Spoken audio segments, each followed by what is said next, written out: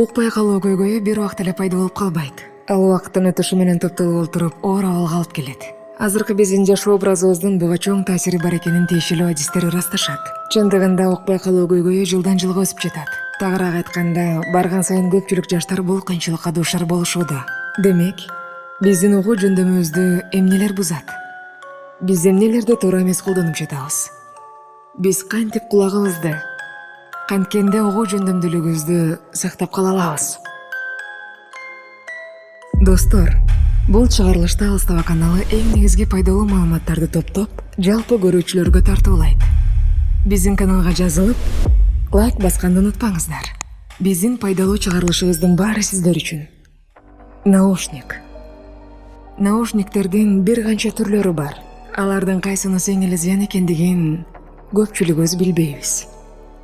Ооба, көбүнчө наушниктер телефонду жаңы сатып алганда кошо берилет. Ушул наушниктердин кемчилиги аларды кулакка такканда сырттагы ызы чууну толугу менен жаппайт. Натыйжада биз үн бийиктигин көтөрүп алып, 110 децибелден ашырып угабыз. Жыйынтыгында кулагыбыздын ичиндеги мембранага чоң залал келет. Негизинен биз уккан үндөр 80 децибелден ашпашы керек. Үндүн катуу чыгуусу бул негизги көйгөй эмес. Наушниктердин кулагыбыздын ичине чейин жайгашканы.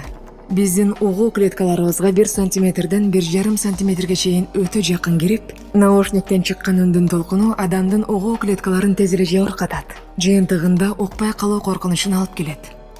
Ал эми чоң наушниктер жогоруда айтылган биринчи наушниктерге караганда бир аз жакшыраак. Анткени угуу тарсылдагынан алыс жайгашып, сырткы ызы чуу үндөрдүн баарын жаап алат. Мындайда биз үндү бийик көтөрбөстөн уксак болот.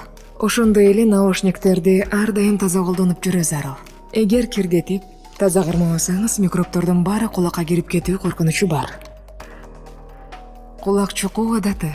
Бул нерсе баарыбызда эле бар. Чын-чынына келгенде башына пакторулган таякчаларды кулак чукугуч деп саткан маркетологдорду өзүнчө жазалаш керек. Анткени бул таякчалар эч кандай кулак чукуй турган нерсе эмес. Бул нерсени жөн эле пакта тампондору деп коет. Муну негизинен башка нерсе үчүн колдонушат. Бирок сиздер ойлогондой кулак чукуу үчүн эмес. Эсиңизде болсун, эч качан бул таякчалар менен кулагыңызга тийбеңиз. Эгер буга чейин колдонуп жүрсөңүздөр, анда бул нерседен баш тартууңуз керек. Унутпаңыз. Бул эч кандай кулак чукуучу таякча эмес. Биздин кулагыбыздан өзгөлдүксүз суюктук бөлүнүп чыгып турат. Бул кадимки эле коргоочу процесс. Ал бөлүнүп чыккан суюктук бизди түрдүү микробтордон коргоочу механизм деп айтсак да болот. Адистердин айтканы боюнча, ал чайноо процессинде өзү сыртка билинбей чыгып кетет. Суюктук кайрадан пайда болуп, ушинтип табигый жол менен алмашылып турат. Эгер биз жогоруда айтылган пакта таякчасы менен кулагыбызды билбей чукуласак эмне болот? Мындайда биз чыгып келе жаткан суюктукту кайрадан ичкери түртүп, толтуруп алабыз. Жыйынтыгында муну бир гана дарыгер чыгарганга туура келет.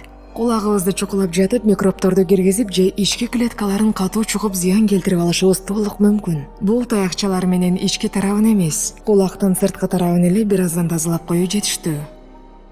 Узак мөөнөттүү ызы чуу. Ызы чуу болгон жерде, мисалы концертте, барда же үнү бийик чыккан курулуш тармагында иштей турган болсоңуз, бул сиздин угуу жөндөмүңүзгө чоң таасир тийгизет. Бул жердеги бийик үн мен башында айткан 80 децибелден ашып кеткен үн катары эсептелинет. Чындыгында эң коопсуз чеги 55 децибел. Сиз жумушуңузга байланыштуу курулушта бензопила же перфоратор менен иштей турган болсоңуз, анда ызы чууну азайта турган наушниктерди тагып жүрүшүңүз керек. Андыктан кулагыңызда ойлаңыз. Адамдар атайын ок атуучу жерлерде бекеринен кулактарына наушник кийишпейт. Сиз да коопсуздукту сактап, кулагыңызды жакшы караңыз. Достор, ким кандай наушник колдонот? Комментарийге жазыңыз, биргеликте талкуулайбыз. Бул Алыстава каналы. Кийинки чыгарылыштан жолукканча аман болуңуздар.